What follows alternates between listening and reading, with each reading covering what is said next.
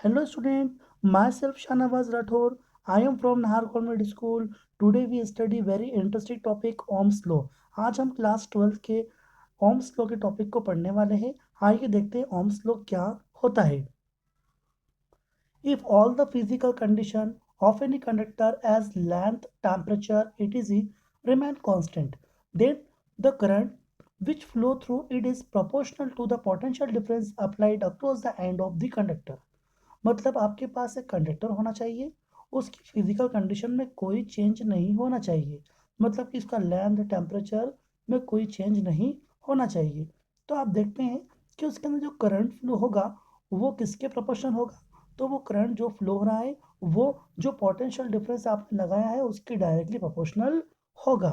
आप देखते हैं if I is the current in the conductor, V is the potential difference. अगर मान लो एक कंडक्टर है, उसके अंदर I amount of current flow हो रहा है और वी पोटेंशियल डिफरेंस आपने क्रिएट किया, तो क्या रिलेशन बनता है, V is directly proportional to I. यहाँ पर डायरेक्टली प्रोपोर्शनल का साइन हम हटाएंगे और एक कांस्टेंट लेंगे जिसका नाम है R. R is a constant called resistance of conductor, जिसे क्या कहते हैं, हम रेजिस्टेंस बोलते हैं कंडक्टर का। रेजिस्टेंस क्या होता है उसको हम आगे एक्सप्लेन करेंगे। ओम्स लॉ को हिंदी में देखें, हिंदी के अंदर आप इसको समझते हैं तो आपके पास एक चालक होना चाहिए, उस चालक की भौतिक अवस्था में कोई परिवर्तन ना हो। आप ऐसा लिख सकते हैं इसको, यदि किसी चालक की भौतिक अवस्था में कोई परिवर्तन ना हो तो उसमें प्रवाहित होने वाली धारा उसके सिरों पर लगाए गए विभवांतर के अनुक्रमानुपाती होती है। आप देखें आई यहाँ पर किसी चालक में बहने वाली धारा है और वी पोटेंशियल डिफरेंस मतलब विभवांतर जो आपने लगाया है, तो क्या यहाँ पर संबंध बनता है, वी समानुपाती आई। समानुपाती का निशान हटाएंगे और यहाँ पे एक नेतांक लेंगे जिसका नाम है आर। आर को हम प्रतिरोध कहते हैं। मतलब क्या समझ में आया आप लोगों को कि एक चालक होना चाहिए, उसकी फिजिकल कंडीशन मतलब उसकी भौतिक अवस्था में कोई परिवर्तन ना हो, तो उसमें जो प्रवाहित धारा होती है वो उसके सिरों पर लगाए गए विभवांतर के अनुक्रमानुपाती होती है। ये हमारा ओम का नियम है। आइए आगे समझते हैं इसे हम।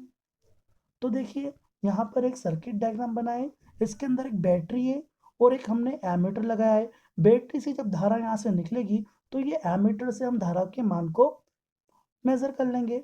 बैटरी से जो करंट फ्लो होगा उसे हम एमीटर से मेजर करेंगे। अब आगे यहाँ से धारा जाएगी, करंट यहाँ से आगे फ्लो होगा तो इस रेजिस्टेंस से फ्लो होगा। तो ये रेजिस्टेंस यहाँ पे हमने लगाया है, इसके ऊपर एक वी जो है ये हमारे पोटेंशियल डिफरेंस को मेजर करने के लिए हमने लगाया है। इसका नाम होता है वोल्ट मीटर।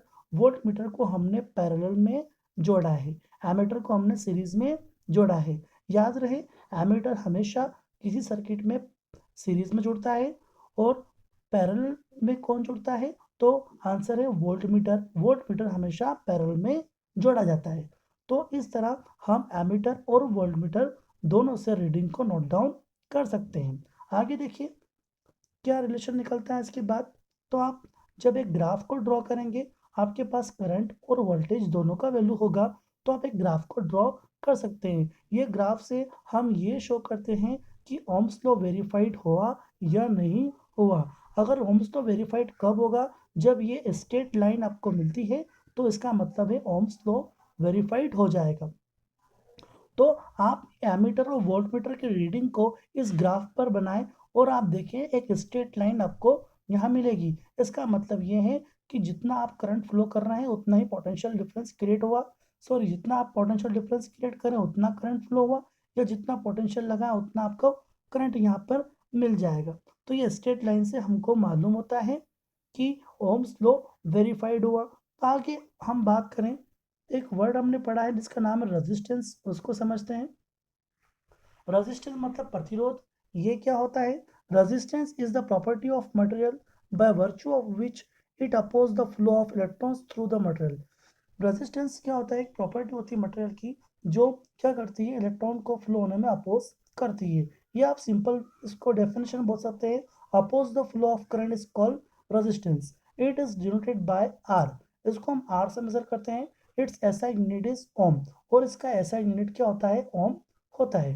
प्रतिरोध को हिंदी में, रेजिस्टेंस को हम बोलते हैं हिंदी में प्रतिरोध। प्रतिरोध मतलब क्या होता है? धारा के मार्ग में जो रुकावट उत्पन्न होती है उसी को हम प्रतिरोध कहते हैं।